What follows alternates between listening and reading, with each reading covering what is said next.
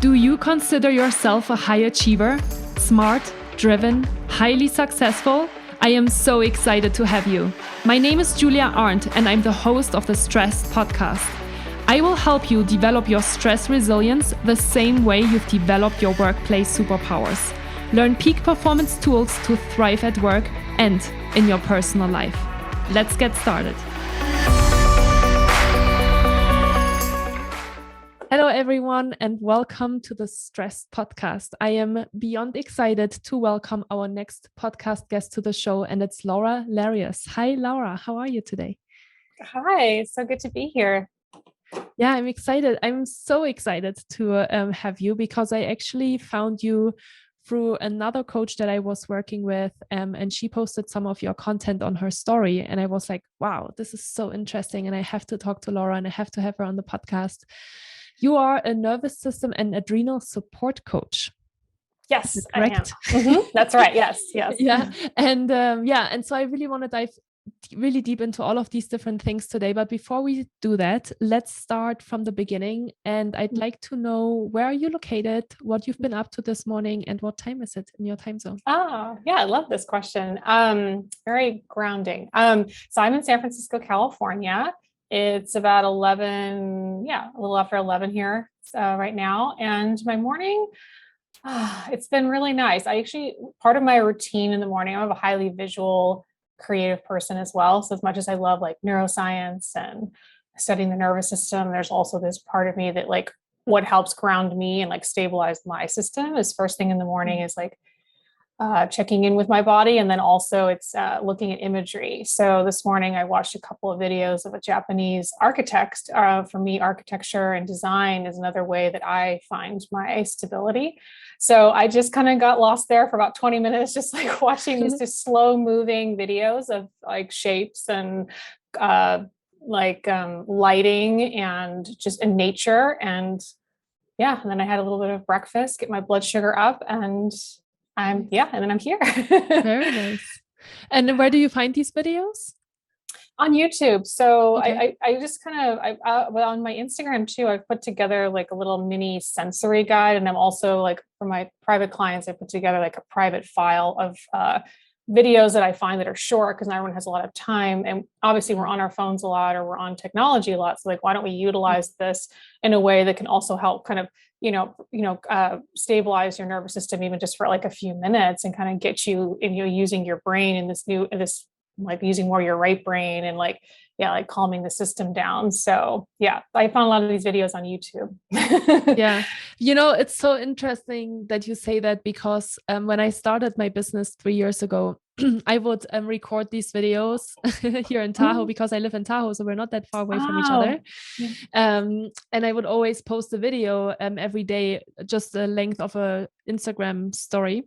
Mm-hmm. And I would call them calm moment of the day, take a deep breath. And it would be, the forest, just kind of like the trees, like moving in the wind, or like the lake, like the water. And so it's kind of interesting that it's kind of coming around, and we will understand today in the podcast interview why this is so powerful. So tell us a little bit more about you and how you got into this kind of work. Yeah, so it's a journey. Although I would say, so starting around high school, I took a psych class, and that just like started opening up my mind to all these different ideas of why we act the way we act. And I was okay, that's it. I'm going to become a counselor. And people were coming to me anyway with like wanting support. So I was like, okay, this is my career. And so I ended up going into majoring in counseling psychology in college. And the program I was in at that time was very like cognitive behavioral based. That was like a lot of how most psychological models were designed. And that aspect of like, you're in a therapy with somebody and they're talking about something that happened maybe in their past or in their having certain trauma that they've experienced. And then you sort of talk it through with them, and almost like a little bit of aspect of like mindset, like a lot of what the coaching industry has been focused on for a number of years of like, trying to shift people's perceptions about their lives, but like through this very like cognitive lens, like of their brain and not so much their whole body. So I was in this program and it was amazing. I learned a lot of things. But I realized though, too, just from my own sort of processing my own stored stress responses and trauma, that there was kind of a barrier. Like I noticed, like I would only get so far, and then I would kind of realize there was still stuff there, and it wasn't moving.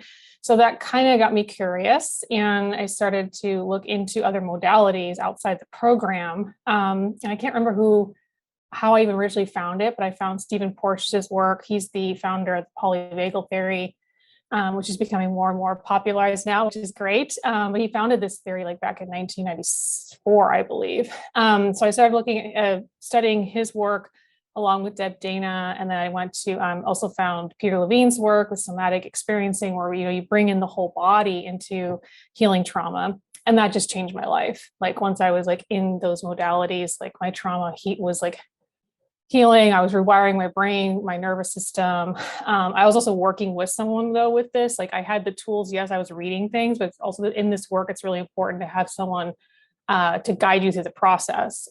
So I had that support, which was very important. And then I realized that this was the direction I wanted to go in. So I'd left the master's program, and I decided I wanted to be more in maybe coaching, because there's also a lot of different modalities that you could bring in. And so, yeah, I started coaching. And at the same time, I was also working in the hospitality industry, because I have over 15 years experience working in that industry, because I was going to school and I needed to support myself. And so I was like in all the roles you could think of in the industry, managing and serving and bartending. And it was actually a really great experience, because it really taught me, like, well, first of all, being in a very fast-paced environment, knowing how to like stabilize yourself in that environment. You're multitasking. People are asking you for things like all the time. You have to be really aware of like people's needs, and then you're like, it's a lot. And so I'm really glad I had that experience, and I also got to talk to a lot of different people. I just wanted to say, you probably heard a lot of personal stories as well. A lot. So many. Yeah, so many. That's and great. it was almost like that was really like, I would say, one of the biggest training grounds for me. It was like, even the school was like learning the theories, yes, but like actual real world practice of some of these things was like being in that industry. So yeah, that's what kind of, and then I eventually started blending my business, like knowledge of being in the hospitality industry with what I'd learned about the nervous system, and realized like, hey, like there's a lot that can be applied here, not just in terms of health, but like to an actual business and running a business. Yeah. Yeah. And then when did you start like really this like coaching business in the nervous system adrenal support space? So yeah, I've been coaching online for the last, going on like 3 years now. But before that, I was 16 clients in person here in San Francisco. And I just had a few people that I was seeing at that time, which was great. Like I had a couple like really great like private clients that were like CEOs and executives that were seeing me.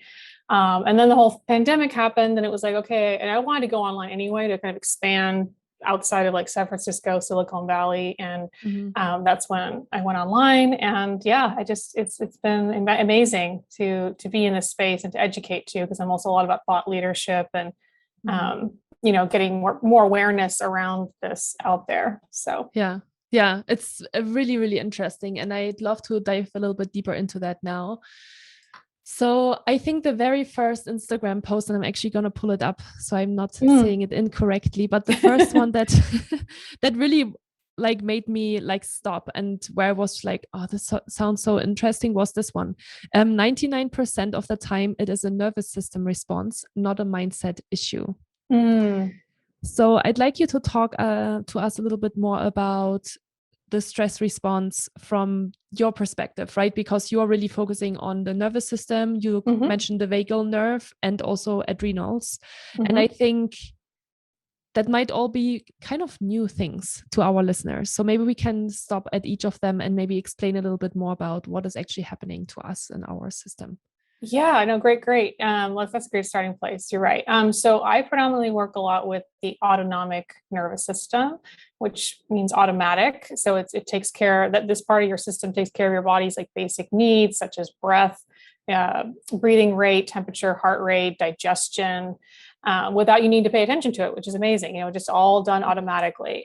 And the wonderful thing too about the system is that the autonomic system is that it functions and is programmed in such a way where it can also be adjusted. So even though things are automatic, part of the autonomic nervous system is also malleable and adjustable, which is amazing.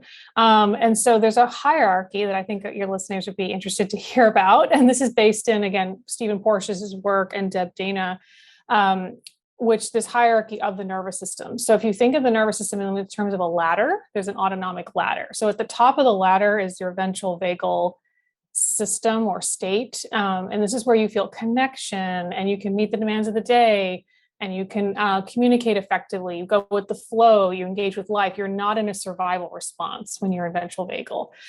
You don't have like stress hormones like moving through your body when you're in this state. You feel very peaceful most of the time, very connected. Although you can have other emotions while in this state. You don't have to be calm and happy, but you can be angry and still be in a kind of a ventral vagal state where you feel very still connected and your prefrontal cortex is on because you're not in a survival response.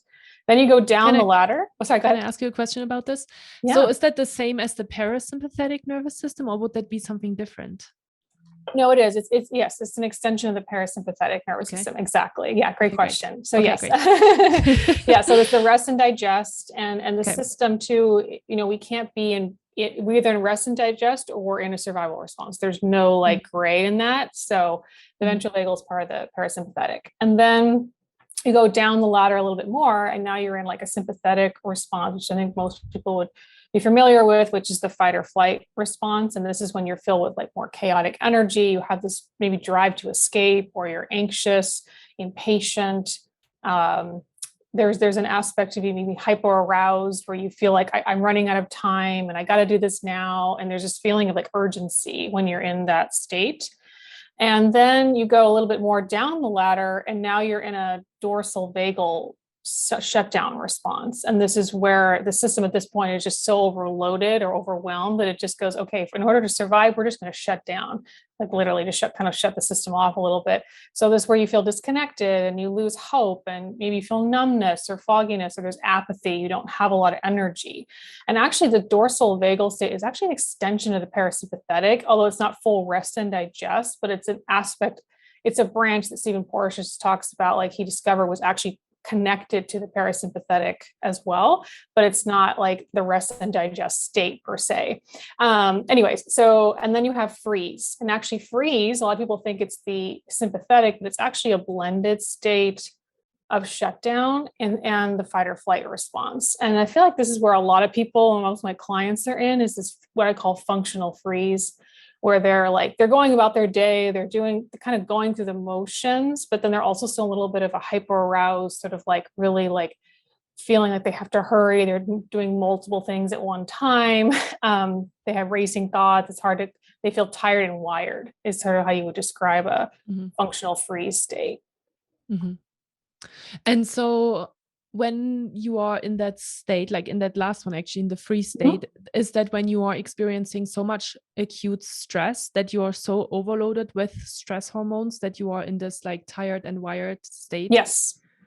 Okay. Yeah, exactly. Yeah, because your system is like chronically pumping cortisol or adrenaline, like some type of stress chemistry. Again, because it feels like there's some danger here, so we need to be alert and ready to deal with that danger. But then also you're in a little bit of a freeze state because the system is also, because it's been chronic, it's like it's a little bit overloaded, or doesn't know what to do, how to handle the actual stress. It's not clear as to what needs to be done. So it goes a little bit into like a shutdown response. And this is where you see a lot of people very living from their neck up, because they're very disconnected from how they feel in their body. So they're moving, they're technically going about their day, but they're not at all really connected to what is happening in their body because it's just shut down.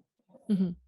And so we talked about, you just mentioned the adrenal. So let's talk about the adrenal and the adrenals. So they are, what I know about the adrenals is that they are sitting on the kidneys. It's a type of a gland that is decreting hormones, right? Yeah. And the adrenals are decreting, I think, cortisol and adrenaline. Correct. Adrenaline and some epinephrine. Yeah. So yes, exactly. Stress chemistry is where the adrenals, will pump those. Yeah.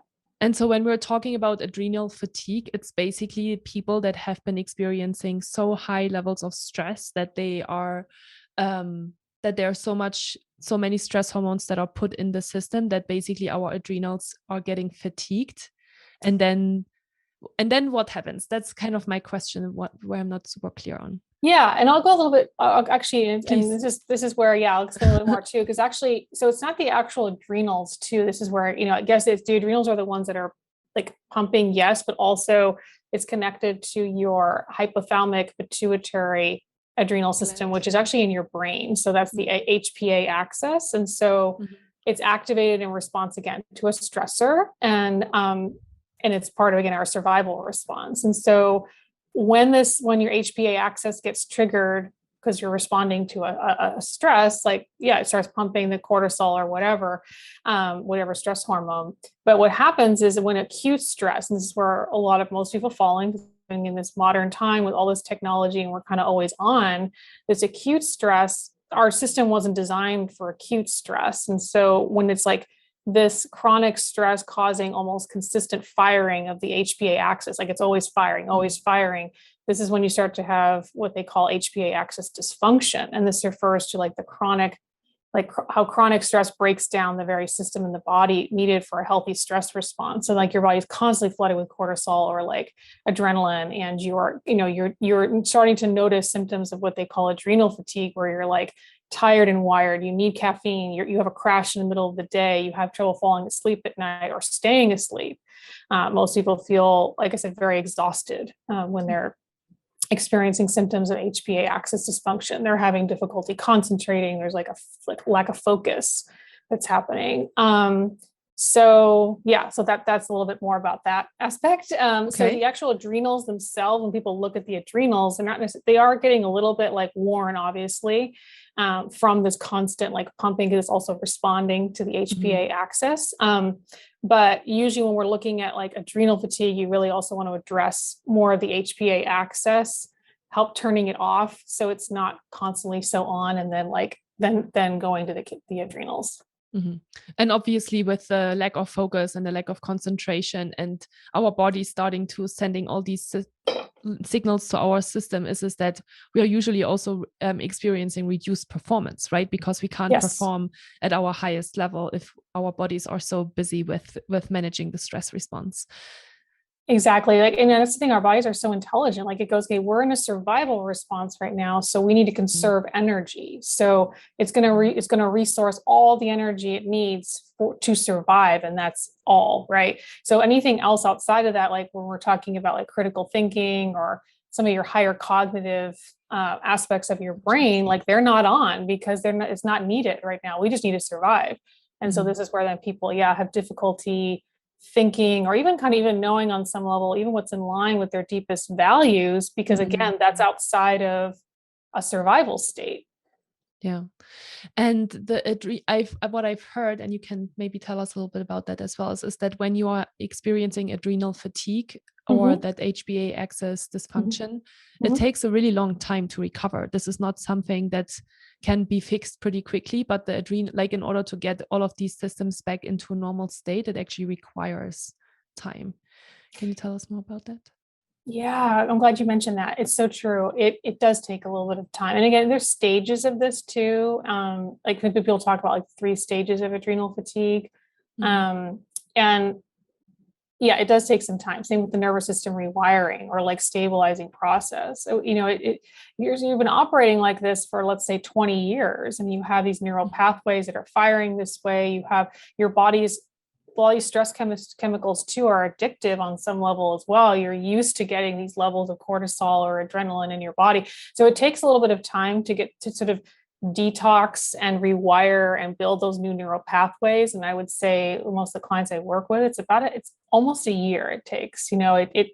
It could take a little longer depending on, there's many factors that play into this. How much work the clients are putting in. That too, exactly. How much they're really shifting some things in their life. But I would say it's a slower process, but it also is a lasting process. So once you're able to really rewire these aspects of your brain and your nervous system, and like turn off this like consistent firing of the HPA axis, like you're able to, you have those tools and you're able to do that now. So you're not falling so much in these chronic stress states. And so, yeah, but it does take some time, and you can't rush the nervous system. The more you're trying, actually, it's very counterintuitive. Like the more you try to rush it, the more it's going to go into like a stress response. So this is where you have to be really patient and malleable to what your system needs at any given time. Yeah. All right. So the last part in our little biological excursion is the vagus nerve. Can you tell us about what that's responsible for? Yeah, so the vagus nerve is one of the largest nerves in your body, actually. And so it's a nerve. It's a cranial nerve that goes all the way down through your neck, all the way down into like your digestive tract. And it actually even extends out to all the organs in your body. And the vagus nerve is connected to the parasympathetic nervous system, so of the autonomic, and it's designed to help us with like the rest and digest state. And for a lot of people who have been in a chronic stress response, their vagus nerve is what they call like undertoned. It's doesn't have a lot of tone to it, therefore, because it's how do I put it? So what I help my clients with is strengthening this tone so they can get more of that rest and digest process through their system. And actually you inherit your vagus tone too, like from your mother. So they've also done studies where they've shown that like depending on how strong her vagal tone was when she was carrying you can also determine like how strong your vagal tone is. But the good thing about vagal tone is like a muscle. You can strengthen it. And the stronger it is, the more malleable, again, you are to stress. Like, so if stress comes in, you know how to handle the stress in a way, like, or feel the stress, respond to the stress without like being in a chronic like response for days or weeks. And that's the other thing I will say about survival responses too, is that none of these states are bad. We never want to make them bad. We don't need to be in parasympathetic all the time. We sometimes need to be in a fight or flight response. Sometimes we need to be in a freeze state or whatever, like we're responding. Again, these are survival responses. The issue becomes when we're in them all the time, because our bodies, again, weren't designed for that. So our bodies were designed for maybe 20 minutes in some of these survival states and then to move out of them. So with vagal toning, or toning the vagus nerve, you're helping that process to happen much quicker. It almost sounds like resilience. It almost sounds like building resiliency factors in order to strengthen the vagal nerve. Exactly. Yeah, that's what polyvagal talks about, because he was the one that really discovered this. Really was Stephen Porges was the one who really is talking about the vagus nerve and how it connects to the brain and to the heart and to the viscera, like I said, the belly. And then, it helps us to move through chronic stress responses. Absolutely. And I don't know if you know that, but I'm curious to ask you this question anyway. Do you know on average how often we are actually in the freeze or in that stress state versus the parasympathetic state? Great question. Technology and all these things. I mean, for most of I would say, so like, I'll give you like some stats actually I have right here with my own clients. Hold on, let me just pull it up. It's so pre-nervous system work, what I found was that 70 to 90% of the time, people were living in more of a survival response. So they were easily triggered, staying in sympathetic or in dorsal shutdown. And then maybe they were spending anywhere from 10 to 30% of the time in the ventral vagal of that safety and connection. And like what I talked about at the beginning at the top of the ladder. And then like post nervous system support, like those numbers. So like then it was like 10 to 40% of the time only spending in the survival state. And then it went up from 60 to 90% in more of the ventral vagal. So it was but I would say really powerful. It's 70 to 90% of the time. What I've seen is people are living more in these survival states. Yeah. How can you track that? That's a great question. So you can track it yourself. This is what I have my clients do. So at the beginning, even like working together, or even sometimes even just in my community, I'll have them do this where it's like, I'll ask, like, you can track your own responses. So you know the ladder, you can kind of, when you wake up in the morning, like where do you feel like you're on in that ladder? Like, is your heart rate kind of up? Do you feel kind of wired and still tired? Okay, maybe you're more in like sort of a functional freezer at this moment. And then just sort of noticing like when do you go up the ladder, and like how long are you there in ventral vagal. And so you can kind of start to just track it on your own, like, and just sort of notice, like it just takes a little bit of noticing. And again, it's going to be different for each person. And a lot of this is connected to trauma, honestly, too, Julia. It's the reason that these numbers too are so high for most people is because there's all this stored stress responses and trauma that's in their system. So the system is unprocessed. So the system is just like, we're staying here because, you know, it hasn't been sort of dealt with yet, in a sense, within the nervous system, and like showing the brain that now you are, and your nervous system that now you are in a safe, you are safe. Yeah. Great. All right. So thank you so much for already explaining all of these things. I think it's really important as we're like diving now deeper into the next questions to like understand all of these different states. Yeah. So let's go back to that quote that I read at the beginning. Yes, I love it. Which was, I'm going to pull it up again. 99% of the time, it is a nervous system response, not a mindset issue. Can you explain that to us? So what does that exactly mean? Yes. So this is actually funny because this was the post that like, went kind of crazy. Like everybody, I guess, really related with it, which I was really glad. Something I kind of wanted to start kind of pulling apart a little bit. So like I mentioned, in my psychological background or training, there was a lot of emphasis on the cognitive behavioral. And then even in the coaching industry, which I entered into the last couple of years online, was noticing a lot of emphasis on mindset and like changing your mindset. So you want to change a belief, you know, we talk to another person, they give me a new like way to look at this, and I can change my belief, or if I want to start a new habit, I just need to change my mindset around this habit.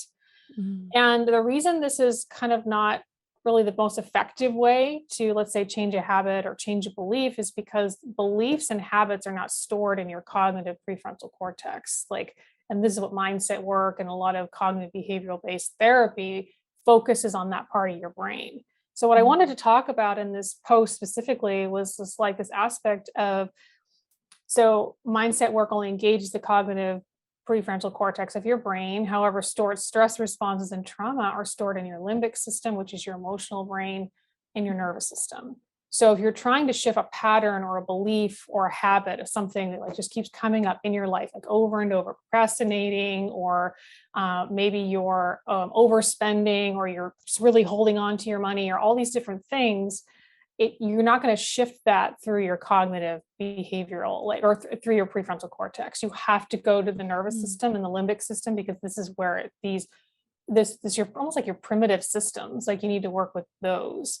So it's the and this is where, like I say, like past traumatic or stored stress responses are stored. So once you shift those, once you're able to address what's in the limbic system and the nervous system, then the prefrontal cortex turns on, and then the critical thinking is there. And then, yes, like other aspects of like being able to use some mindset work can be helpful, but it's like icing on the cake. It's not the foundation of what you're working with. And so when people do the nervous system work and the limbic system work of rewiring, this is when they have a much easier time like shifting things more effortlessly, because they're not in these chronic like stress responses.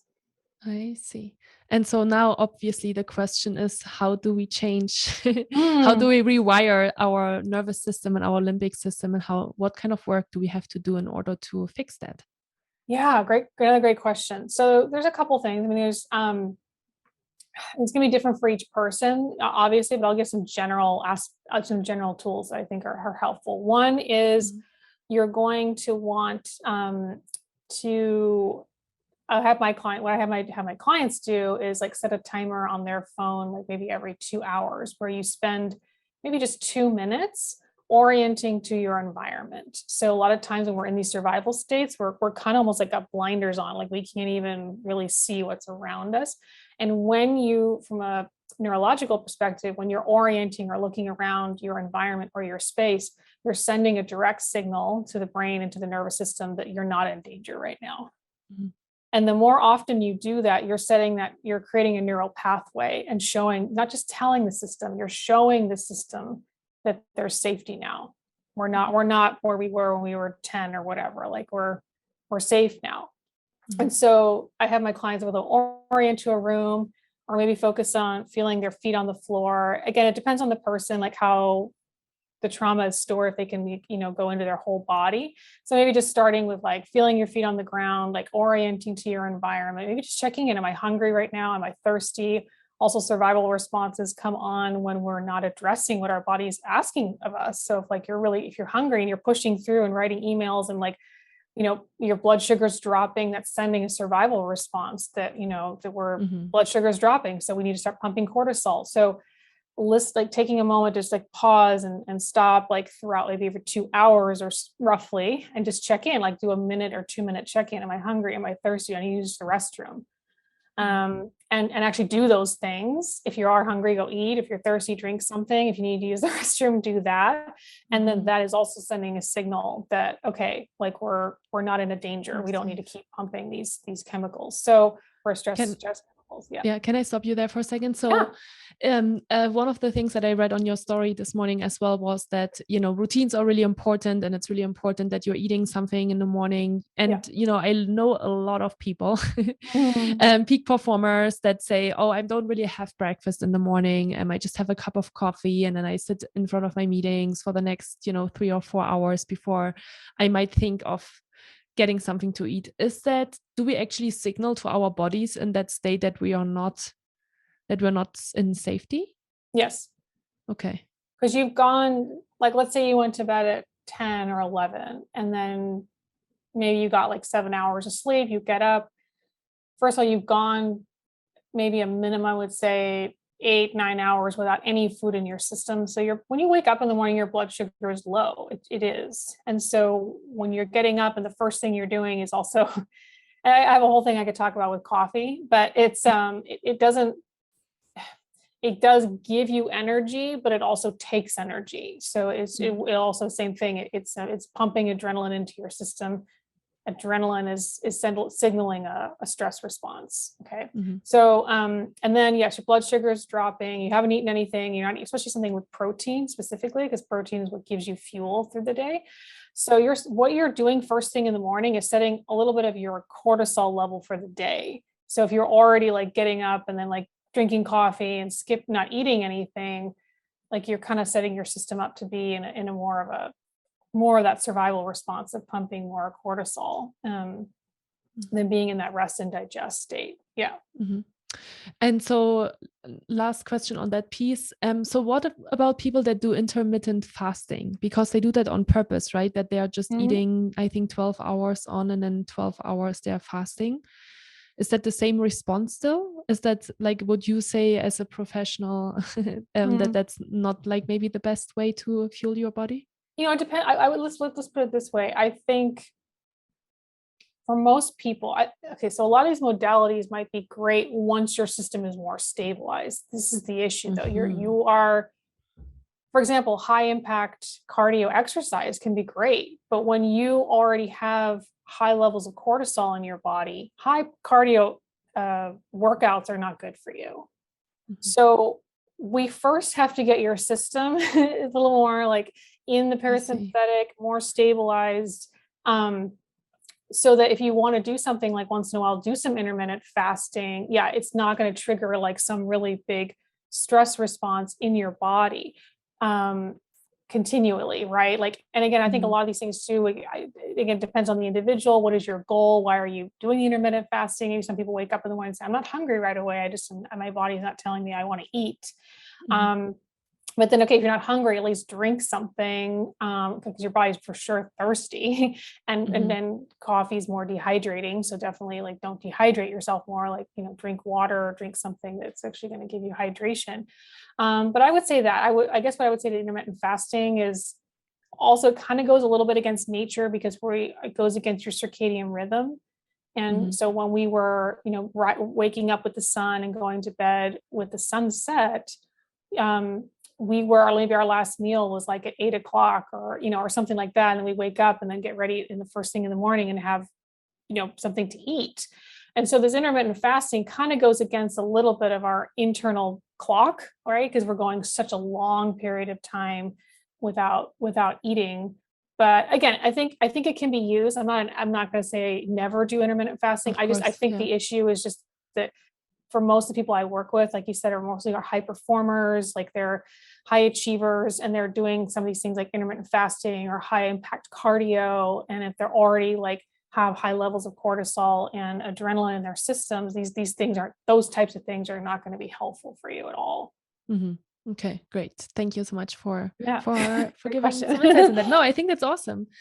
Because I think we do all these things because we hear it's good, but we don't really maybe understand the full complexity and interconnection of things. And so Right. when we are already super stressed out, some of the things that we hear in general can be really good for your system, might not be really good for you. So you always have to make smart decisions around that. Okay, so let's go back to how we are basically fixing the nervous system, right? So you were talking about the 2 minutes, like every 2 hours, like check in 2 minutes. What else can we do in order to stabilize our nervous system? Yeah. So another great one would be getting at least 20 minutes of sunlight. Again, like we want to start utilizing our nature, because nature is very, again, we're part of nature. Our bodies are connected to nature. So getting 20 minutes of sunlight really helps also because it activates your pituitary gland. And so it helps like, and when you're out in the sunlight, it like helps to stabilize some of those higher stress chemistry levels. Walking barefoot outside too, like actually feeling your feet on the actual ground. Another one would be reducing caffeine if possible. I have a lot of my clients, like if we can't quit coffee right now, no worries. We can reduce the caffeine intake a little bit, so that again, like gradually getting the system used to lower levels of the stress chemistry. Another one would be connection. We're social creatures, and so a lot of part of what I also do with my clients is I check in with them at the same time. We pick a time and a day we're going to check in, and so their system knows it has that consistency again. Like, so consistency is very important, another piece of stabilizing the system. And so we're living in very chaotic times, and we have very chaotic schedules. So, and then having someone that's just there for you, who's in a ventral state, it's not expecting anything of you. A lot of these high performers, they're the ones leading, they're the ones always doing, and they're not always the first ones to ask for help or like reach out for support. They're the ones technically giving all the support in some respects. So I would say connection is another big one. So if you can find either, like I said, a coach or a therapist, probably someone that is more trauma informed for sure, can hold that space for you, attuned to you. It doesn't even have to be like always processing all your stuff. It could just be someone checking in with you and holding space and listening and attuning. And then also someone whose nervous system is more in that ventral state, because when you're listening to their voice, you're just listening to their voice. You don't have to be in direct contact with that person, like face to face, although that's even better in some respects. But if you can just listen to their voice, when you're listening to someone's voice, you're hearing the state of their nervous system. And so your system is going to mirror to that nervous system. And the more consistent you're getting that, the more that's going to happen, and for your own system, where it's going to move more and more into that ventral state. Interesting. Is it the brain frequencies that match each other? Yeah, it's kind of like Rapacity. It's called Rapacity. Yeah, it's so it's our part of our neuroception that detects threat or danger. So it's through tone of voice, or eye contact, or like the way someone moves their head. So yeah, it has to do a little bit with brain waves, and also just your nervous system's able to pick up. And again, it's a little bit nuanced because depending on how you grew up and how people talked to you, and like what you consider like danger or not, like there's a little bit of variable in this. But there has been some studies that have shown that certain tones or frequencies bring turn on more of that ventral vagal state. So interesting. I've never thought about that. And so would it be helpful? I mean, you were talking obviously more about the connection piece, but what if I don't really have that, right? Why is it possible to just listen to a meditation or to like some kind of voice that would have the same effect on us? Absolutely. Yeah. And we all form connections, and even like with our TV shows we watch, with characters on television, like that becomes like familiar to us. And so I know I have clients, for example, that'll like they have a favorite show and they have it on in the background, and it's very calming on some level. it's familiar. They know what's coming up in the storyline. So there's some predictability, because anytime we have unpredictability, the nervous system can get, a little more triggered, because it's like, we don't know what's going to happen. So it could go into a more of a survival response. So yeah, connecting either with a show that, and or listening to someone like I watch a lot of Cesar Millan videos. I love him. And just hearing him talk and seeing how he connects with the animals, that puts my nervous system into a ventral state. So, and you can kind of so I'm not directly, obviously, talking with him, but watching him and seeing his nervous system and how it's responding, same thing. There's a mirroring effect that's happening for my system. Mm-hmm. Yeah, so interesting. And then you said there are 4 factors that will affect or trigger a stress response from our HPA axis: novelty, something new; unpredictability, no consistent pattern; threat; and then a sense of no control. Yeah.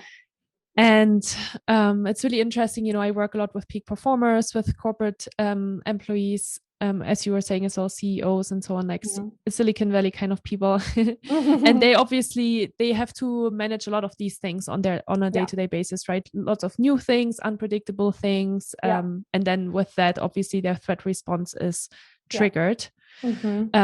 So what can they do in these moments? I actually think you already gave us a few things, right, that they can do. But those are these daily things. So I love that, because I want to talk. I feel like those are almost more like the short term, little tools in the day-to-day that people can start integrating into their day-to-day. But is that everything? Is that really how we fix our nervous system, or is there a lot more deeper, longer term work required? There's more. Yeah, there is more.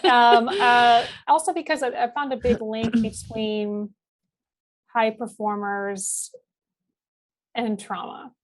And so the thing is too, is we all have trauma on some level. So this is not about shaming anyone or, anything. We all carry some level of trauma or stored stress response. But specifically, what's interesting though, is those who ends up in those type of roles, like a CEO or high level executive, they've been in a function. Most of them I've seen have been in a high functional, freeze state most of their life. And they had some type of trauma from their past in some respect. But the issue is because they were rewarded though. So in our society, we reward this pushing through, we reward ignoring the body, we reward working 20 hours a day, it's rewarded with money, with status, with success. And so a lot of these people in these positions, that's how they found their safety, was through performing. It was through getting the achievement. It was through receiving the money, or whatever, the accolades, and so for them, there's this aspect of I have to do whatever I have to do in order to receive that, in order for me to be safe. But that's a survival response too.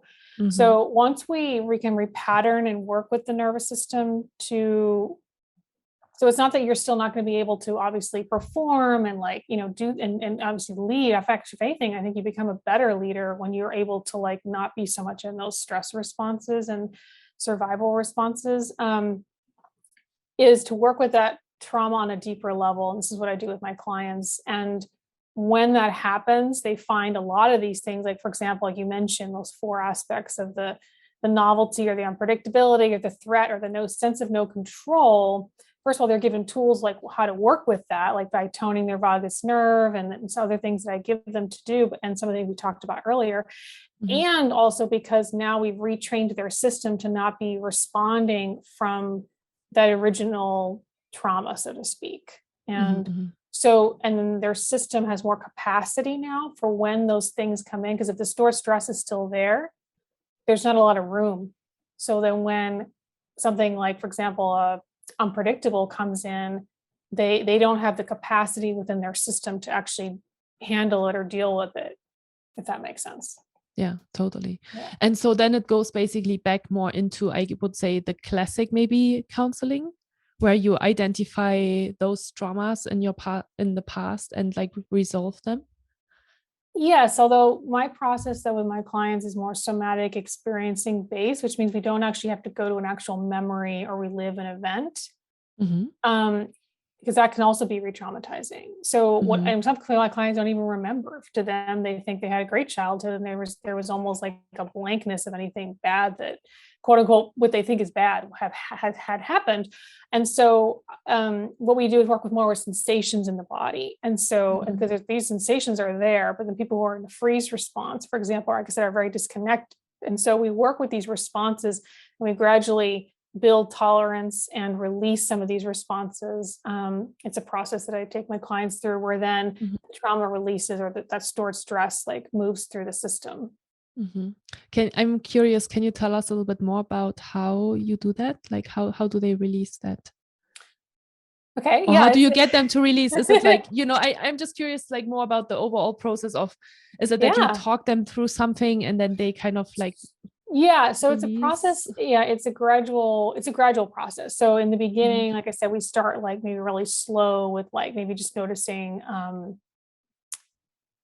starting to notice gradually the body, and then like what are some sensations that are coming in. So for example, maybe they're saying, oh, I'm feeling some tightness in my belly. Like it feels like it feels a little tight here, I don't know. And then it's like, okay, so then we sit with that a little bit. Like we go, I have my clients just go a little bit deeper. Okay, so let's give space to that. Like, let's acknowledge there's some tightness there. A lot of us kind of just bypass these sensations. And then the more we sit with it and give it space, the more like then sometimes the body will start, and again, like, because it's in a process with me of feeling some safety in order to do this, otherwise the system won't do it. But it's like, okay, I'm feeling a little bit safe right now. I got some space, like we're not rushing, we're not pushing anything. And then like maybe so the next layer starts to come up, which is then now like, oh, I'm feeling some tightness down in my chest. Then we give that a little bit of space. And sometimes that does lead to a memory, sometimes not. But if a memory does come up, then I hold space for my clients and we work with that. But a lot of this is like really because the body knows what to do with this. But the issue became is that when it happened initially, maybe there was no one there to attune or mirror to us when it was happening. So having then someone there to hold that space with you, attune to you, and guide you in a very gentle process, the system will just release it. Like it starts to get processed through your system. So it's a lot of like just little moments for most of my clients that happened that just didn't get fully processed through. Like, like maybe they fell down and then the parent just told them, get back up and come on. And like, there was all this emotion, they didn't know what to do with it. So then the body went into like a shutdown response, like a freeze response. So things like that. And I'm even thinking about that in the day-to-day, even in their normal like business day, because I feel like we don't usually, of course, right? Because we're just running around the whole time and we're like crazy with all of the task lists and to-dos that we don't take the time to process, oh, this actually triggered this emotion in me, or like I haven't had a chance to think about this. So that's super cool. It's cool. interesting for some of the high performers I know that I work with too. This process can be a little bit it's uncomfortable because it's a slower process, and they're kind of waiting for like, okay, so what's the actual, when are we going to be done? What's the result? And because they're very result driven, and there are results in this, but it's not the kind of result that you're going to get like how their mind has been trained to look for results, right? So it's going to be more subtle. There's more nuances. And this is where, again, like, because we're retraining the system in these different ways. And so even in this process of the somatic experiencing, it can feel like I'm just sitting here holding the sensation in my belly. Like, what is going on here? But there's a process of how your body's communicating through this tightness or even this emotion that's there. And all it needs is a little bit of space and just a little bit of time and attunement for it to move through. Yeah. Incredible. Wow, this was so interesting, Laura. Thank you so much for explaining all of these different things to us today. How can people best connect with you?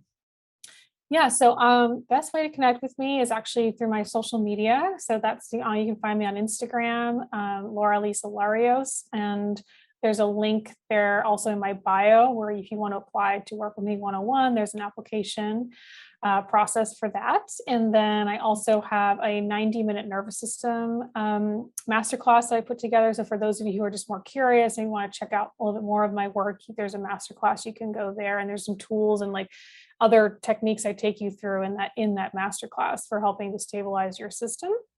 Yeah, and then also my website's there too in my bio. So okay, great. Well, I will make sure to link everything in the show notes as well, so people can directly access that. And yeah, thank you so much. This was super insightful, and I love these different aspects of stress management, because it's not just really this one way or the other way. I think there's just so many different modalities and so many different ways, and also different things that different people need. So yeah, it's so fascinating for me always to like learn these different things. So thank you so much for sharing, and I wish you all the best for the future. Thank you so much for having me, Julia.